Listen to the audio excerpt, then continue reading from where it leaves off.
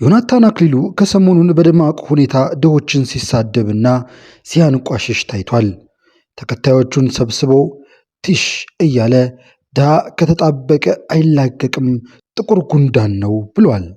የስንፍና አደጋዎች በሚል ባስተማረው ትምህርት ድህነትና ድሃዎቹን ተሳድቧል። ድሃ ጥቁር ጉንዳን ነው፣ ከያዘ አይለቅም፣ ከለቀቀ እሾሁን እዛው ትቶ ነው የሚለቀው።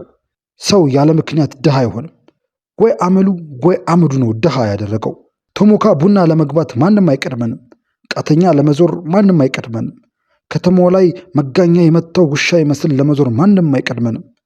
ከዚያ ጉራ፣ የቤት ኪራይ ላይ ጉራ፣ ድህነት ላይ አንደኛ፣ ቲሽ ለቃቃሚ እያለ የስድብ ጋጋታውን መርዙን በአዳራሹ ለተሰበሰቡት ተናግሯል። ይህ ቪዲዮ ተቆርጦ ማህበራዊ ሚዲያ ላይ ከወጣ በኋላ ብዙዎቹን አስጮሆ አነጋግሯል። የዳንቴል ሚዲያ አጋሮቻችን አብራችሁን ስትቆዩ በማህበራዊ ሚዲያ ማን ምን እንዳለ እናሳውቃችኋለን።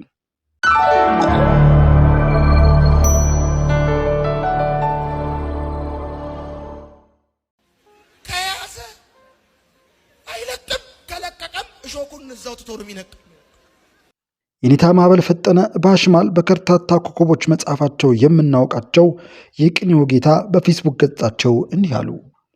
ፍላጻው ምንድን ነው የጌታ ሰው? በመጽሐፍ ሁለት ነገሮች ተብለዋል። ቀዳሚው ሰማያዊ ጌታ ነው። ሁለተኛው ጌታ ምድራዊ ገንዘብ ነው። ዮናታንን የጌታ ሰው ስል የገንዘብ ሰው ማለት እንደሆነ ይሰመርበት። የጌታ ሰው ከሰሞኑ የውጭ ፈንድ የዘነበላቸው ይመስል ይህንን የገብስ ቆሎ የጠረረበት ህዝብ ገብረ ጉንዳን ብለው ሞልጨውታል።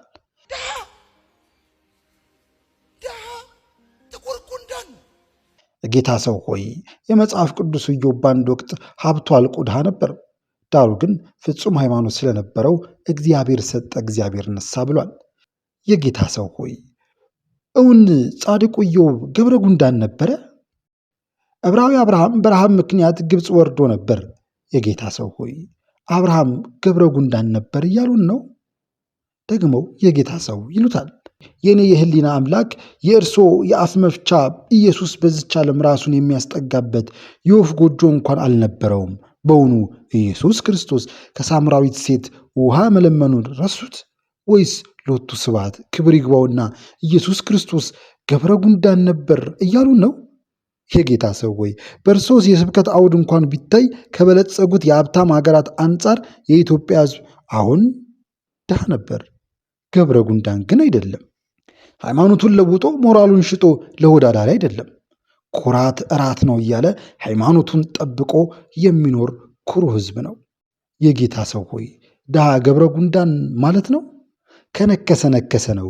ጥርሱ ቢነቀል እሾህ ከሰውነት ይቀራል ሲሉ የገብስ ቆሎ የጠረረበትን ህዝብ መዝለፍ ምን ለማለት ነው? የተወረወረውን ፍላጻ ምንድን ነው? ይፍቱልን የጌታ ሰው ወይ መና ያወርዱልን የጌታ ሰው በሚል በትህትና እንዲህ ባለ ቃል ተናግረዋቸዋል። የሆነ ጉዳይ ወይ አመሉ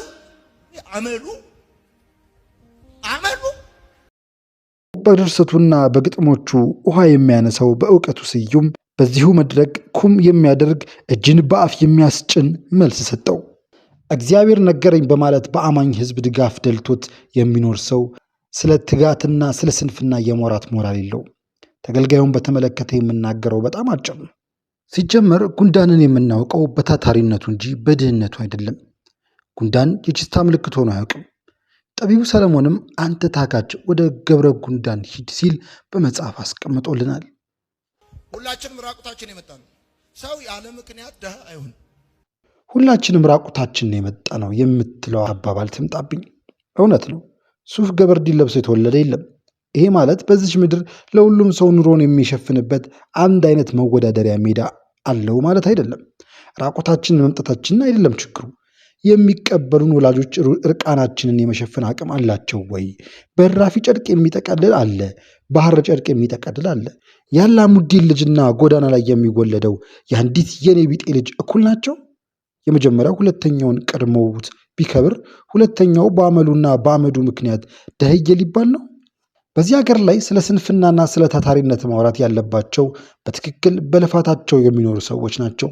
ገበሬው፣ ጠረፍ ጠባቂው፣ ሐኪሙ፣ መምህሩ፣ ነጋዴው፣ ሹፌሩ፣ ግንበኛው፣ አናጢው ወዘተረፈ በአንጻሩ እግዚአብሔር ነገረኝ በማለት እየተበረነነ በአማኝ ሕዝብ ድጋፍ ደልቶት የሚኖር ሰው ስለ ስጋትና ስለ ስንፍና የማውራት ሞራል የለውም። የሃይማኖት መሪዎች፣ ሰባኪዎች ህብረተሰቡ ብዙ መስዋዕትነት እንድትከፍሉለት አይጠብቃችሁም። ሀብታሞች ለእናንተ ከሚሰጡት መባና ስጦታ ቆንጥረው በብዙ ምክንያት ለተቸገረ እንዲረዱ ካሳሰባችሁ ትልቁ ውለታ ነው በማለት ሁለቱ ሰዎች እንዲህ በፌስቡክ ገጻቸው ጽሑፋቸውን፣ ሀሳባቸውን አጋርተዋል።